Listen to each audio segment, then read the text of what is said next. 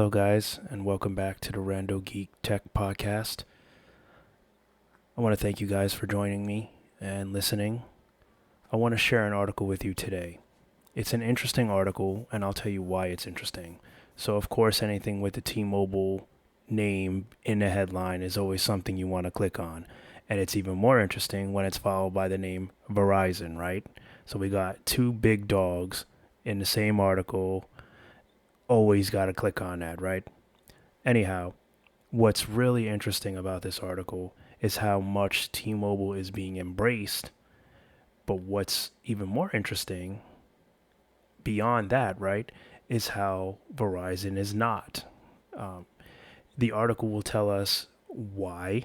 Uh, you know, Analysts are saying that Verizon's not really up to par with T-Mobile right now. I want to give you my input on it, and then you guys, of course, can agree or disagree in the comment section below, and we can talk about it and try to figure this all out. So what's really interesting is that it looks like there was this firm, investment banking firm called Evercore, and it looks like they had an analyst review some of the satisfaction wireless services that are available, right? So it looks like they were doing research on T-Mobile and the metrics behind what's going on with them and all the historical industry data, right? So they did a comparison between T-Mobile and Verizon. And they're saying that based on what they're seeing, T-Mobile is blowing Verizon out of the water. That Verizon is just basically 1/4 of what T-Mobile is at right now, and they give reasons why. So they're trying to say that basically the U.S. consumer perception satisfaction of wireless services, we can see that both NPS, Net Promoter Score, and CS customer service satisfaction scores have dropped since the end of 2020. Right? Verizon, the historical industry leader, fell behind T-Mobile on both metrics in 2H22 and has remained so in February 23. So it's the article is saying that the Evercore analyst based the note on data computed by analytics firm 100X, which used a 3-month rolling average of surveys filled out by wireless customers. And these surveys have helped define clear trends noted by Evercore. The most significant trends in wireless consumer perception over the past 2 years has been improved consumer perception of T-Mobile and lower relative perception of Verizon, the Evercore analysts have stated. So they're saying while Verizon's net promoter score and customer service scores have been unchanged over the last 18 months, there has been a huge improvement in T-Mobile scores. There is one metric where Verizon continues to surpass T-Mobile, and that is net loyalty score. But the investment bank thinks it knows why. It believes that the byproduct of T-Mobile's customer base, which is more value focused and more likely to switch. So they're saying that the first quarterly earnings that were given by Wall Street is in favor of T-Mobile. T-Mobile is expected to capture the lion's share of net new postpaid phone customer additions. That is perhaps the most important category that is reported by these companies. And they're saying Wells Fargo is getting involved in this.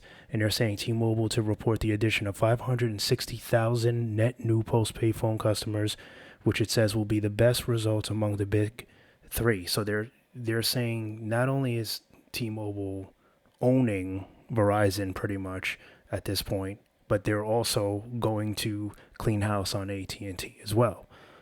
They're saying that T-Mobile will be announcing a sparkling first quarter of 2023, which they're saying is the complete opposite of Verizon.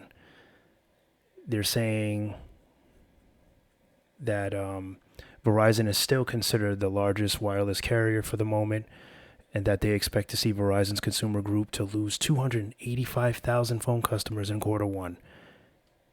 A modest improvement versus Q1 a year ago, but not necessarily an ideal result. So before I go back to the article, I want to know right off the bat how you feel about T-Mobile's customer service, because they're pretty much saying that the reason why everyone's leaving Verizon is the customer service is so poor. That's what it sounds like to me when I'm reading this article. So now I don't know. I don't know if that's entirely true. I mean, I just want to be legitimately correct when I say this, that I don't think Verizon's customer service is terrible.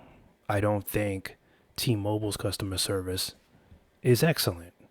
I think that if you call both of them on a good day, you're going to get good help. If you get the right representative, they're going to be helpful. If you get the wrong representative who's not knowledgeable, who doesn't really care about what they're doing, they're not going to be helpful. Now, are we saying that T-Mobile has more happy employees that care more about what they're doing and take more pride in their work? Possible. Maybe there's a lot less happy people working for Verizon, which is why if you contact their support centers, you're not getting the assistance you need because maybe they don't care or they're not trained well. Maybe it's Verizon's fault for not supplying enough information to their employees to provide that customer service, right? I've heard stories about trying to cancel plans with Verizon, and they'd still be charging you, but a lot of the times it is the consumer's fault who didn't read the fine print. So it's not necessarily their fault. I'm not saying it's not. So it just boggles my mind to pretty much say that Verizon's losing so many postpaid customers and T-Mobile's pretty much taking all of them. And why? Because their customer service is better. I mean, I know people care about customer service, right? But I don't know how much. I mean, I know it's important, right? But even though it's important, I don't think T-Mobile's customer service is that outstanding that, it's going to take everybody away from Verizon. Now, I do want to say that T-Mobile's customer service was better 2 years ago, before what it seems like to me, they started outsourcing more. Like when you call, instead of getting your team of experts in the United States, a lot of the times it's being transferred overseas. Now that used to be something that just happened, I believe, with the business side of T-Mobile. You would get those overseas clients, customer service care reps. But now it looks like they're doing that with even the consumer side. So I think it's to cut costs, obviously. All companies are trying to cut costs any way they can, right? So I find it really interesting how analysts are summing this up and how they're pretty much saying T-Mobile is, like I said, the hero, and now Verizon's this little minion, and they're pretty much trying to say that Verizon is tanking so bad. If you read between the lines, they're pretty much saying that T-Mobile is going to be the king of wireless. Now, what I would say is, looking back on the last year or so, T-Mobile has been making some smart business decisions. They've done a lot of things wrong, as all three carriers have. There's no, at this point, they're all just trying to figure it out.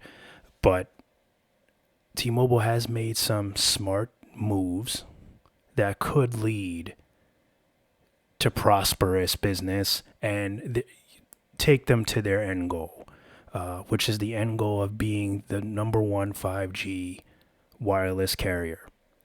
The things that they've done recently might help them get further ahead. Whether or not they'll get to that spot and truly earn it and stay there, that's questionable, right?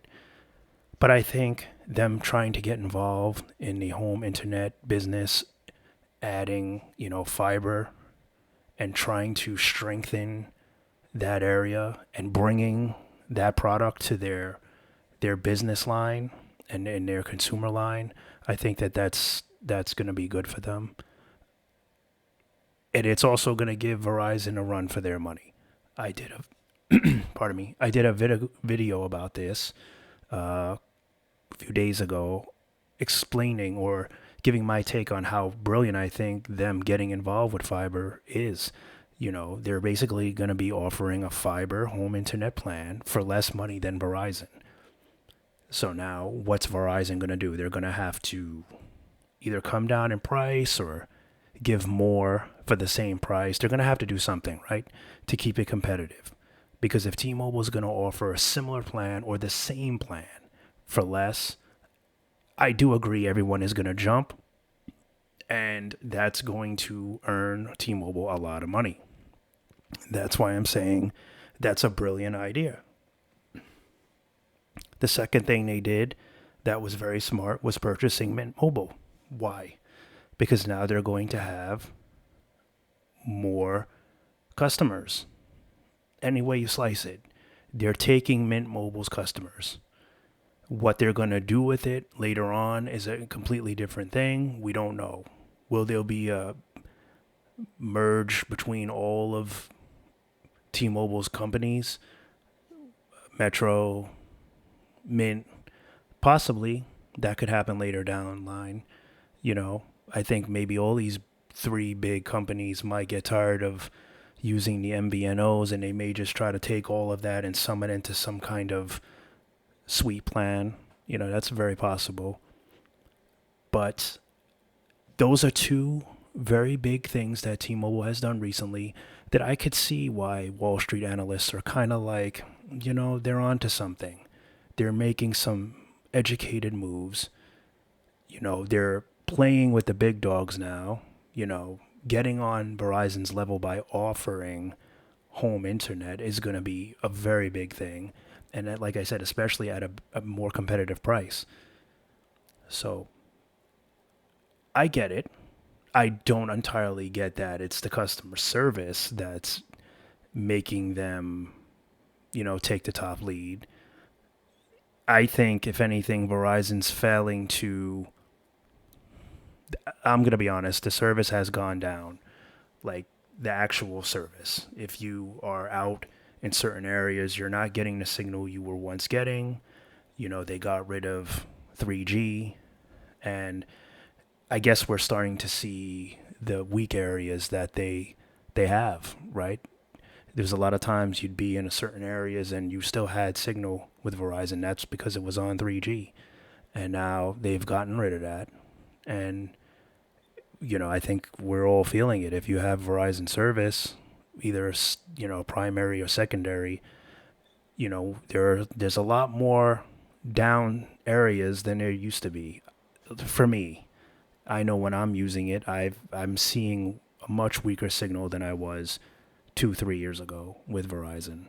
I think a lot of it has to do with them focusing too much on 5G, and they're not putting enough attention to LTE. Not everybody has a 5G phone yet. Not everybody has good 5G signal in their area. So that's something that they need to focus more on. They need to maintain a balance between the services. Continue on your path to 5G, but don't forget about small cell.